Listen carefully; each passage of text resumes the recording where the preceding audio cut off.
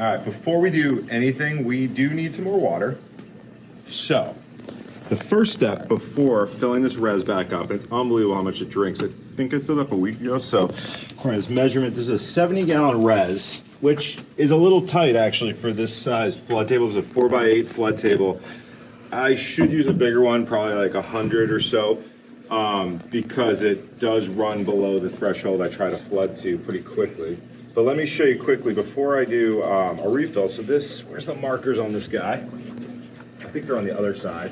But you can see there's probably about 30 gallons left, if that. So it's probably drank about 40 gallons in the last week, and it puts us at what, about 5 to 6 gallons a day is what this thing's drinking and evaporating out.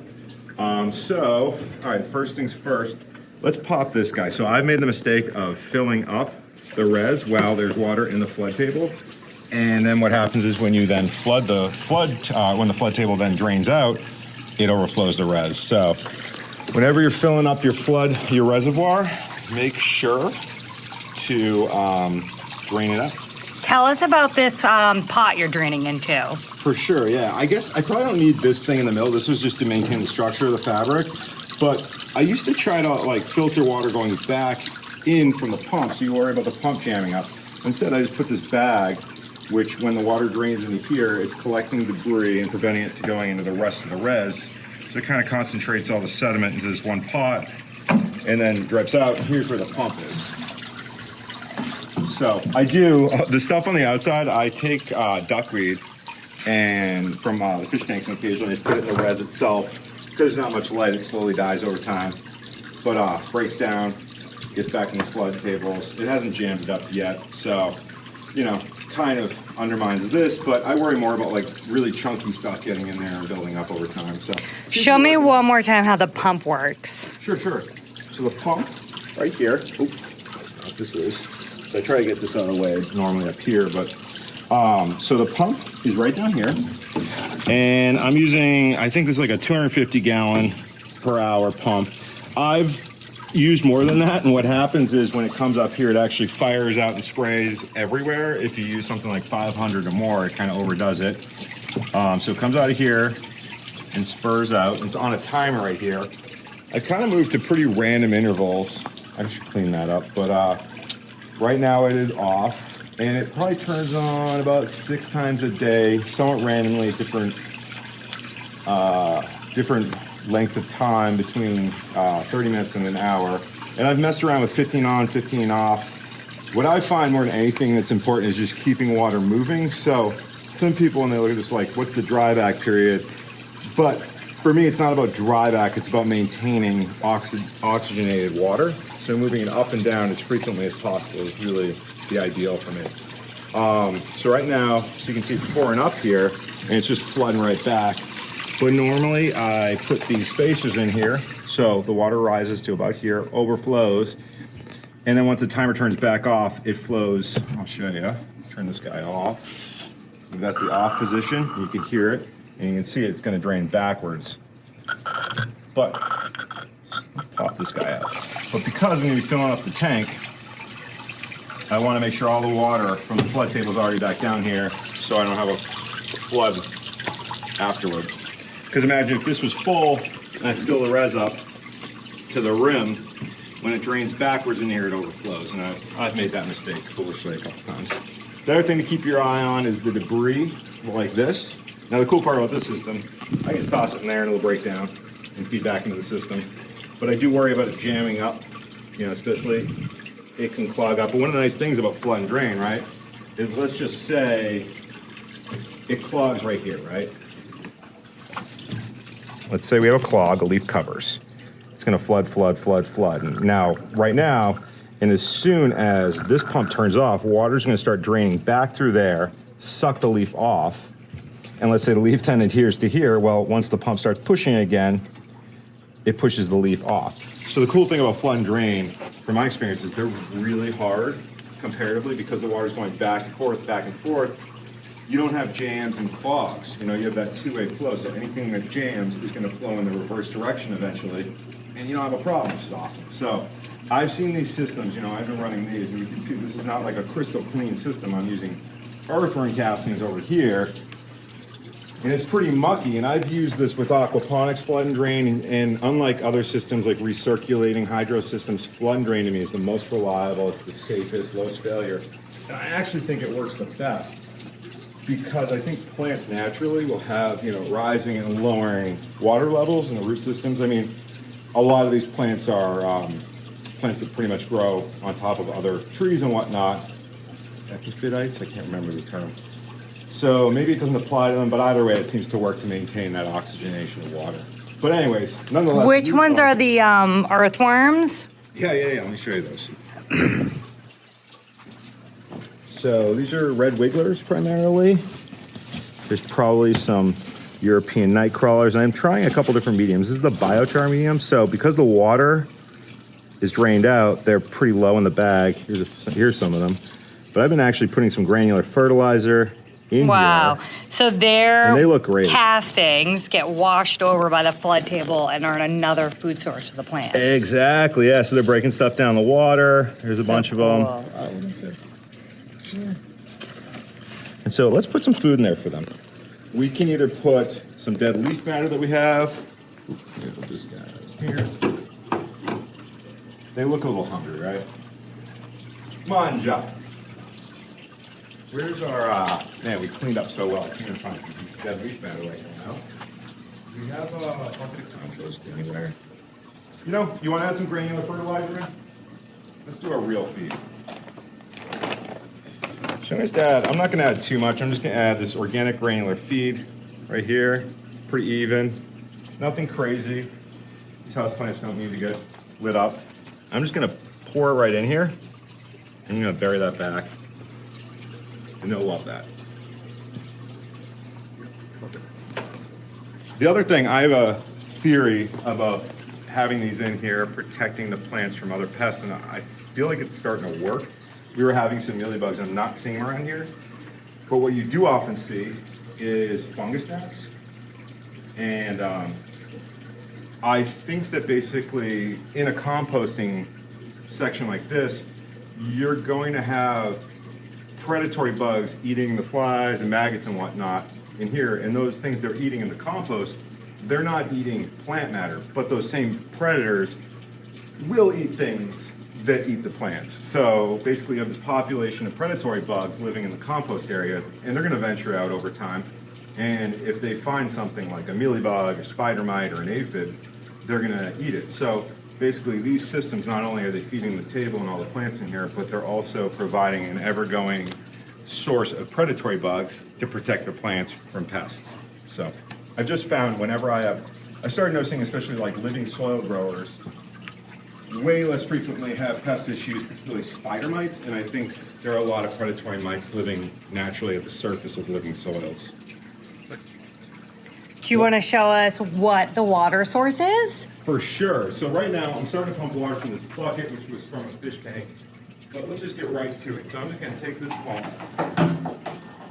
and move it into our fish tank. This pump's a little on the fritz as it needs some parts to be replaced. I love how the fish while- think that you're coming to feed them. Everyone is gathering. And I forget what part. I think it's like the rotor, right? So sometimes if your pump isn't working, this only lasts so long until it kind of, come on. It's unplugged. Nice to be dealing with electric. Oh, it was unplugged, sorry. Okay, notice I used my shoes. All right.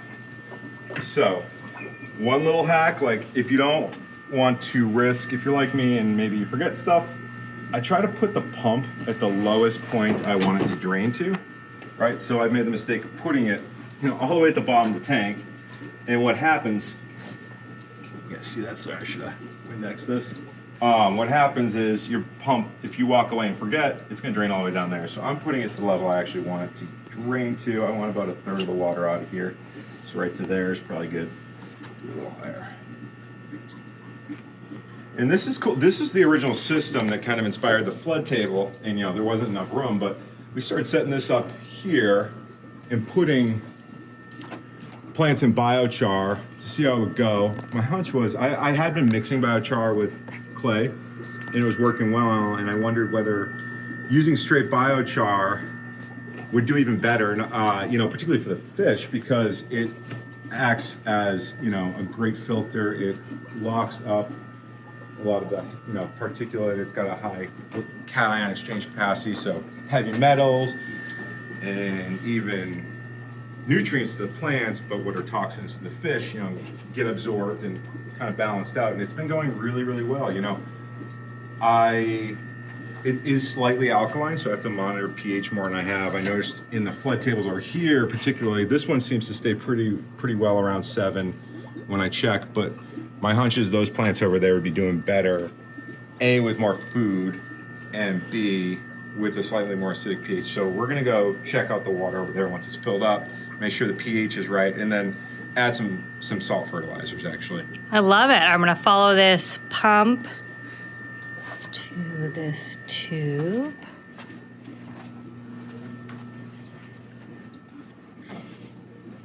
It's not really flowing too quick.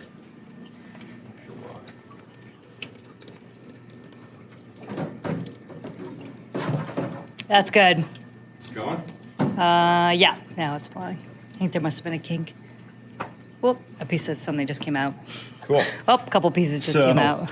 All right, so I'm also on top of it, you know, gonna add some leaf matter in here. And some green leaf matter is great. Also, brown would be good to add too, some carbon for them. So let's see, do we have any brown dead leaf matter? The other thing I'm gonna add in is trash, particularly paper trash. You know, nothing, I'm gonna take the waxy stuff off. So our lunch orders. And this is something I messed up with worms, is if you don't add enough carbon and, you know, just paper matter ultimately, dry brown leaf matter, you know, it gets too rich for the worms and they don't do as well as if you have, you know, about 2/3 mass of stuff like this. So I'm gonna put this in 2 places. One, I'm gonna put this on the bottom, just rebury it. Like that. And the other place I'm gonna put it, and these are really little, these are only 1 gallon flood bags, by the way. Oh, see, there's some worms intermingled. And I'm gonna flatten it down now to prevent or reduce the flies. This is a different medium I'd put in here, cocoa. I'm kind of trying to see what does better for who, when. I'll stir this up. This one looks good too. Was that an old paper towel? Yeah, so I'm gonna bury that one a little more. You know, maybe I'll give some granular to this guy.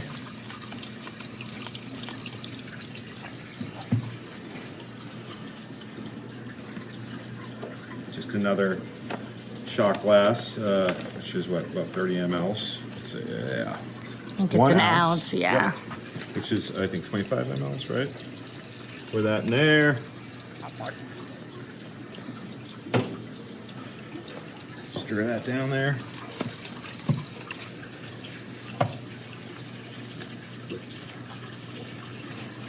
All right.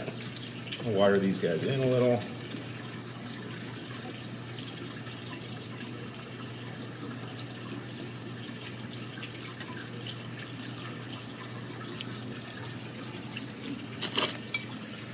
All right.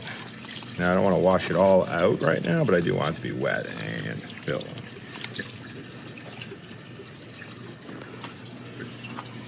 Okay. Should we check our water temp? Excuse me, water height. Yeah. Oh, yeah. Let's see. All right. Looks like we're about halfway through. Are you going to go right to the kind of top edge here? Might as well. Yeah, I'm gonna go right to the top edge. So the next step while we're on the worm, trying to get these guys going, is I'm gonna shred up some paper and just make a little lid. And I'm doing this for 2 reasons. Is this visible? Sorry. Definitely. Plants seem to be enjoying the worms. So, one, it's going to reduce the number of flies. And also it allows the worms can come right up to underneath this and be able to eat without getting dried out and exposed to the air. And also, you know, they don't want to be above the ground. That's styrofoam. Oh, it's like a little log, essentially. Yeah, it's a little cover, ground cover. Oh, right? of course, because, yeah, worms just aren't out And now on the right. top of the lawn. Totally. Now, like the best I've ever, when I've had a system really dial, once this gets moving, I gotta kind of get back to this. You then put some new fresh matter on top of this, and then put another layer of paper on top, and just keep going like that, and then empty out over time. These are so small, kind of hard to do, which is why I kind of mixed it in, just felt like it was a little depleted, but that's really like the most efficient system, and the worms seem to love it when you do it that way. So I'm just gonna keep going on this.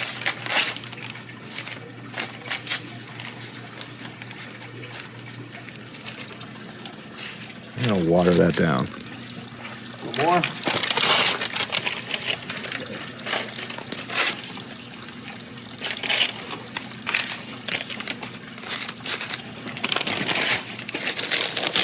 You know, I bought a shredder for this, and I was doing a lot more of it, but, you know, for these little guys, this is all you really need, but yeah, I got this cool shredder that I was throwing cardboard through when I had a bunch of this going. All right, and I'm just gonna wet it. And now it's nice and pocketed, and now it's gonna keep that moisture consistent from top to bottom in there, which the worms are gonna be very happy about. Right. That's good. Okay. Now, you know, while I have this going, I've found the plants seem to really enjoy just getting watered out on top. Especially this fish tank water seems to do them real well. The other reason I like manually watering, it gives you, you know, I wash some of the stuff off the top, give it a nice little clean look. But I think misting plants on a daily basis, pretty much all plants, it's just something that every time I get in that habit, they do great. And the fish tank water does really, really well. Just especially, you know, these tropical tanks are just so light in nutrients. The other reason, you know, going through and misting your plants on a daily basis is an opportunity to inspect, you know, your plants from top to bottom. I found that, you know, with caring for any living thing, finding some way to schedule daily interaction with them in a way that's kind of pleasant for you, but gives you a real chance to not just do something, but actually interact and engage and really take a look and evaluate the health, you know, see like, you know, so if you're watering, right, I kind of become familiar, like, oh, this looks good. I see some new growth here. Is this getting better or worse? For instance, this guy over here was really going downhill for a bit. You know, I'm looking at it every day, and I'm seeing that it's getting better. And, you know, the daily watering, hand watering, you know, sometimes people try to automate every aspect of plant care or animal care. And when you do that, you miss out on actually checking in and honestly kind of miss out on an experience of enjoying doing it, right? So I found for me, the parts of plant care that were tedious and not as fun were things like cleaning and mixing fertilizers, you know, all these things where I wasn't actually even looking at my plants on a daily basis. So this system, right, I'm not doing a ton as far as fertilizer. I'm not constantly cleaning, I can just wash out. I'm not dealing with jammed pumps or anything like that. I'm just making sure they're watered. And when I have a chance, I'm misting. And I try to do that every day. Especially, misting is especially valuable in the winter. So even with all these fish tanks and plants in here, our humidity is still, you know, 35, 40% a lot of the time. It's just so dry right now this time of year. I mean, it would be a lot worse. And also, see, for instance, just now, I saw it. I didn't even mention, I should have mentioned before. You can kind of see a little bit of residue. There was a mealybug right there. So I'm just gonna spray him off. He's gone. I don't know where he is. And you know, there's some beneficial microbes in the fish tank water. Hopefully they kind of eat them alive and get rid of them. But yeah, I'm gonna mist down. That's the other thing about misting. You know, to me, it's the best way to get rid of pests typically. You know, you can, for most of them, you know, there's a phase where you can wash them down, especially things like aphids, but even spider mites. And also that fluctuation in humidity, you know, from getting misted, stress them out. Oh, check it out. Look at these roots just pouring out of here. So, one of the cool things about this flood table I was kind of wondering, who's going to do well and who's not. These plants shouldn't thrive in the same ecosystems. And it seems like, initially, when I first get it going, a system like this, some plants might do well, some won't. But once it's moving, for whatever reason, I don't know what's going on. It's the magic of nature. But once it's moving, it almost seems like anything I put in here will do well. I mean, let's look at plants that you would never expect to be doing well in the same environment. Like here's an orchid, right? What is that? Phalaenopsis? I can't ever remember if I say it right. So that's your orchid sitting in. It's doing great. It started off as this, and it was about to die. And I tried it in this, and it did well. And I put another one, and this all sprouted off that. And I'm going to chop these and separate them. There's a ZZ Raven over here, right? You always hear about how they need to be dry and underpotted. Well, this is quite different. It seems to be doing awesome. We'll find out though. Some aloe. Where's the snake plant right here? I mean, check this out. This is the coveted PSS, Philodendron Spiritus Sancti. I think I said that right. And it's been shooting out more leaves, more and more. I do think it's a little yellowy. I think the pH is too alkaline for it. Anyone who knows these plants, sometimes just caring too much about a plant. That's, our probably one of the most rare plants we have here. So I probably just over worry about it. But it seems like whenever you worry a lot about a plant, it doesn't like that and it dies. You kind of just need to enjoy it, but chill with it almost, if that makes sense. The second you start getting nervous about it, this is cool. There's a lot of things called pothos that aren't really pothos. So this is considered a satin pothos, but it's Scedapsis pictus. I believe it's in the aeroid family. I'm not positive. Bromeliads are cool. So this bromeliad doing really, really well with some new pups. The other ones, actually, I lost one bromeliad in this setup, and I don't know why. It might have just not transferred well, so it'll be interesting to see how this does over time. A couple spider plants.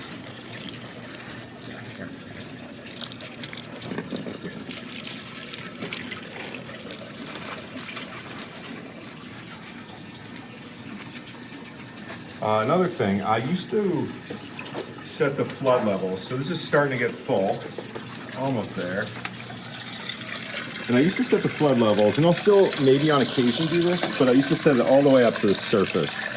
Like, so the whole plant was getting submerged. And I actually think it does better once things are established to only go, probably about halfway at most, an inch or two seems to be better. I wonder if, probably doing this in the future, while I love the pure biochar, I wonder if adding cocoa at the top would improve performance. So I think what I'm going to do is maybe I'll set up an experiment like that. Like comparing just straight biochar to biochar cocoa. And it's cool, we got these two tables next to each other and make that possible. These lights, by the way, are probably overkill for this setup. I cut the time, so they're only on for about 4 hours a day. 2 hours at one point in 2 hours, but I'd rather have them on for a longer period of time and just not bright, but there's no dimming them in either of these. So it's just on, off, and even though these are pretty low powers for grow lights, there's still a lot for houseplants, which really do best with very minimal, that I worry about the direct light. But the plants seem to be doing good as long as they just don't have it on for too much. I did notice it seemed like when they were on for 12 or 14 hours, a day was too much for them. It almost seemed to stop their growth.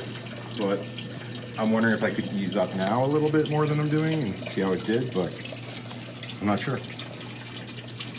All right. Want the rest of this explode? So I'm gonna check the pH and the TDS in this. Let's take a peek at where it's at.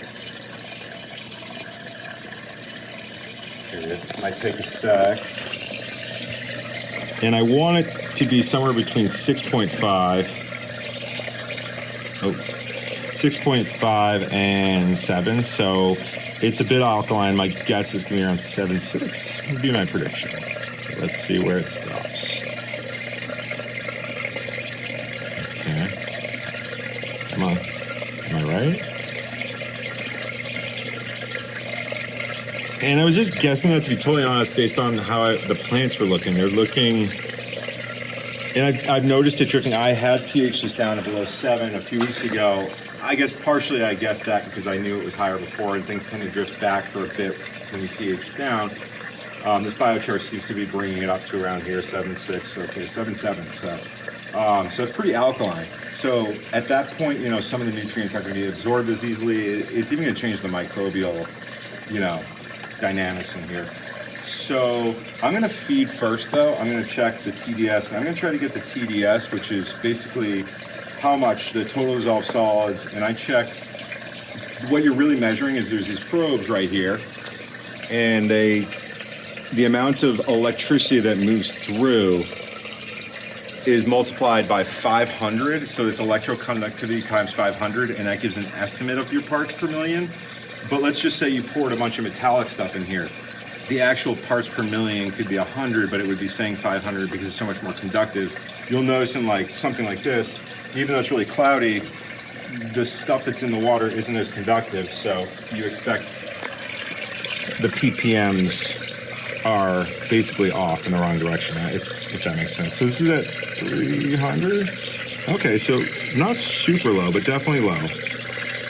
And so, okay, 500. Interesting. Okay. Huh. Kind of going all over the place, which is weird. Let's see, what's it over here?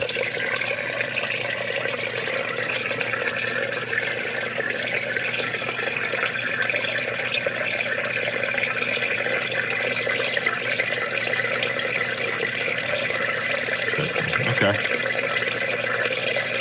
So I'm going to add some salts to this. And all-purpose. I'm going to add Jack's all-purpose, actually. And so this is 70 gallons. I'm going to add 3 mLs per gallon of this because I don't want to bring up too much. I don't want to stress the plants.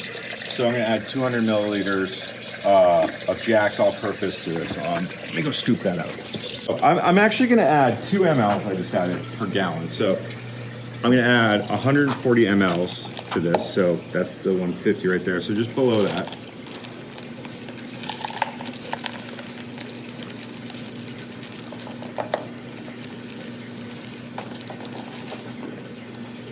Okay. And it's a little chunky, so the level is a little bit high, but it's ballpark, you know. Okay, there we go. So it's actually 150, but there's chunks and gaps. And oh, hold on. What I like to add, by the way, is by putting it right in here.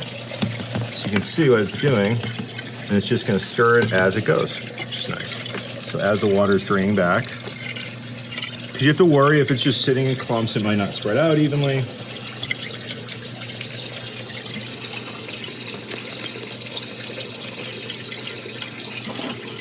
This is a pretty big feed. I'm a little nervous that we're pushing it, but I think it'll be good. And you know, I might check the ppms, and if they've gone up. Will this change the pH? That's why I'm going to measure the pH after. Actually, yes, it can mess with the pH a little. So you want to adjust fertilizers first. And where's this guy right here? So start moving this stuff around, and we'll do this.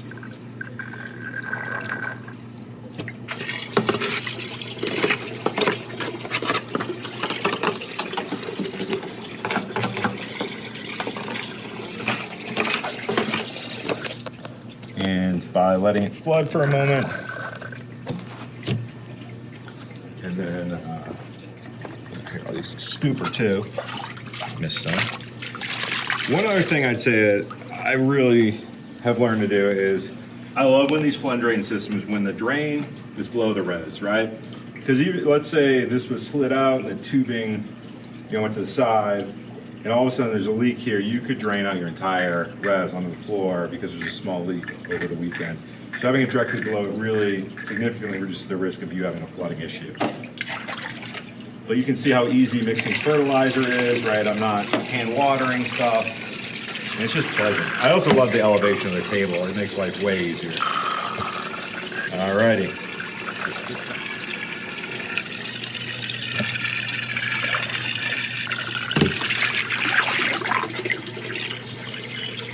let's take a peek at.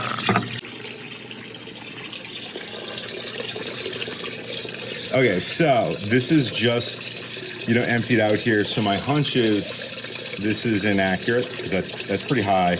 But we just dumped all those salts out, so they haven't really mixed. So watch this. If I go to this end now, so it was 1100 over there. We're gonna get a good time. But if I take a reading from this back corner, for instance, if it's 620, 640, dropping to 625. Okay, so I'm gonna let it mix for a bit, and then I'll take a measurement. And yeah, that's about it. We'll come back. Dan.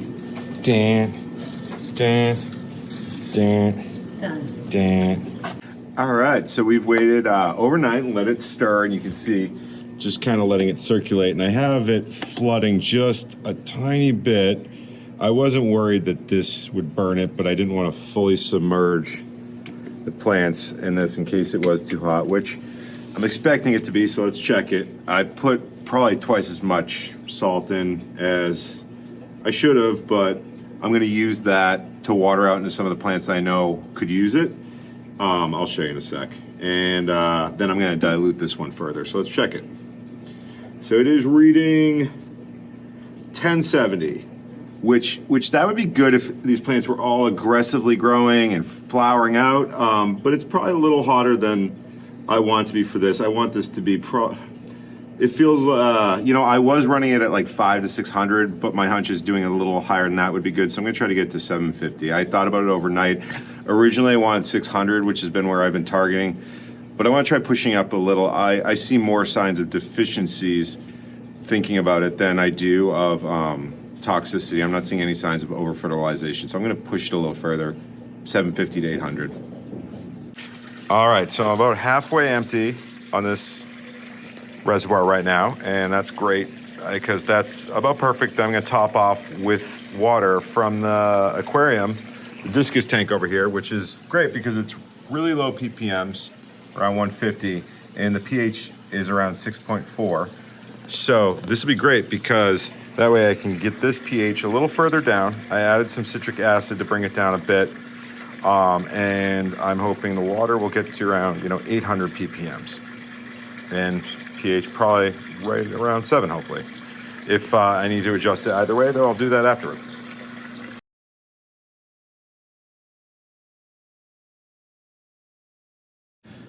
All right, guys, so I just finished overflowing this reservoir. I couldn't help myself. I had to finish up to the rim just to get that cool time lapse.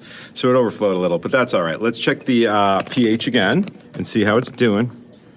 Like this. All right, let's start by checking the ppms. I definitely feel a lot more comfortable about that number. And this is times 500, so 839 is more in the zone. 846 is still, gonna move around. And I'm gonna check it again when I come back in a couple days and let it settle out. In the meantime, I'm gonna set the flood and drain up so it goes up. Before last night I had it set to just one height. And I'm gonna raise it up one more. Grab one out. And these things, if you haven't used them, they're pretty nice. But because I like changing mine up, I mess with the heights, and I think even altering the heights occasionally, like occasionally doing a really high flood is nice. That's what I'm gonna set it to, so you can kind of see where it lines up. The water line should be right about there, which I like. Leaves a little bit of space on the roots to stay dry up top. So nice, good flooding. 800 ppms. I'm on a bet it'll be a little lower when we check. Let's also check the pH.